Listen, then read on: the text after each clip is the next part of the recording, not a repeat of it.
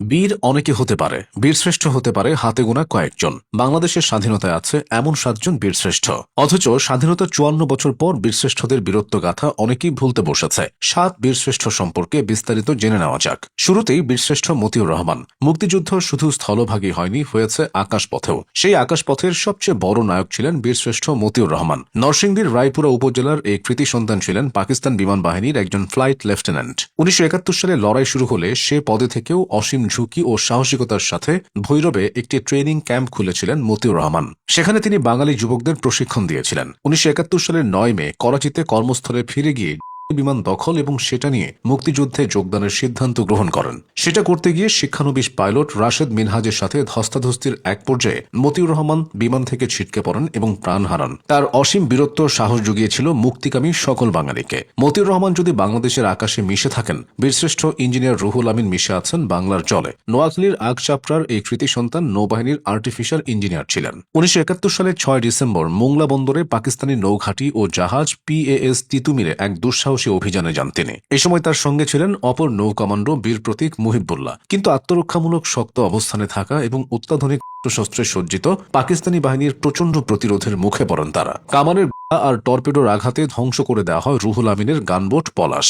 এ ঘটনায় শহীদ হন বীরশ্রেষ্ঠ রুহুল আমিন। 10 ডিসেম্বর স্থানীয়রা রূপসা নদী থেকে তার নিথর দেহ উদ্ধার করে ফেরিঘাটের পাশে সমাহিত করেন। আসা যাক বীরশ্রেষ্ঠ ক্যাপ্টেন মহিউদ্দিন জাহাঙ্গীর প্রসঙ্গে। বরিশালের বাবুগঞ্জের এই কৃতি সন্তান পাকিস্তান সামরিক বাহিনীর ইঞ্জিনিয়ারিং কোরের সদস্য ছিলেন। মুক্তিযুদ্ধের সময় সহযোগী সহ ক্যান্টনমেন্ট থেকে পালিয়ে পশ্চিমবঙ্গের মালদহ জেলার মেহেদিপুরে মুক্তিযোদ্ধা ক্যাম্পে যোগ দিয়েছিলেন তিনি। চাঁপাইনবাবগঞ্জ দখলের নেতৃত্ব ভার দেওয়া হয় তাকে।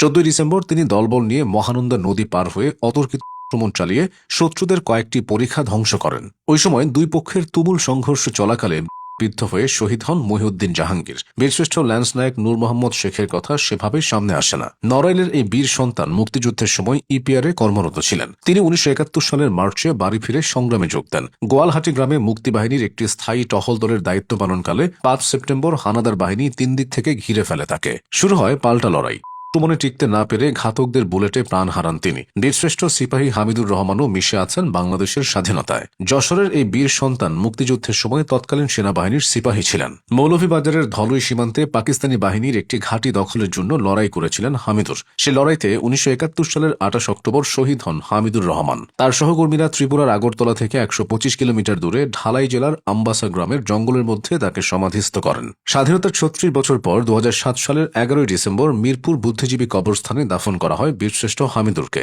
বীরশ্রেষ্ঠ ল্যান্স নায়ক মুন্সি আব্দুর রউফ ফরিদপুরের কৃতি সন্তান। তিনি সংগ্রামের সময় ইপিআরে কর্মরত ছিলেন, কিন্তু দেশের টানে চাকরি ছেড়ে যোগ দেন মুক্তিযুদ্ধে। 1971 সালের 7 এপ্রিল পার্বত্য চট্টগ্রামের বুড়িঘাট এলাকায় পাকিস্তানি সৈন্যদের বিরুদ্ধে সম্মুখ লড়াইয়ে প্রাণ হারান তিনি। বীরশ্রেষ্ঠ সিপাহী মোহাম্মদ মোস্তফা কামালও 7 জনের একজন। ভোলার এই বীর সন্তান সংগ্রামের সময় ব্রাহ্মণবাড়িয়ার সেনা ক্যাম্প থেকে পালিয়ে মুক্তিযোদ্ধাদের নিয়ে শত্রু নিধন শুরু করেন। কিন্তু 17 এপ্রিল আখাউড়ার দরইন গ্রামে পাকিস্তানি সেনাবাহিনীর সঙ্গে লড়াই করতে গিয়ে শহীদ হন তিনি। পরে তাকে সেখানেই দাফন করা হয়। বীরশ্রেষ্ঠরা দেশকে স্বাধীন করে গেছেন, আর সেই স্বাধীনতা উপভোগ করছি আমরা। তাই তাদের অবদান স্মরণ রাখা অত্যাবশ্যক।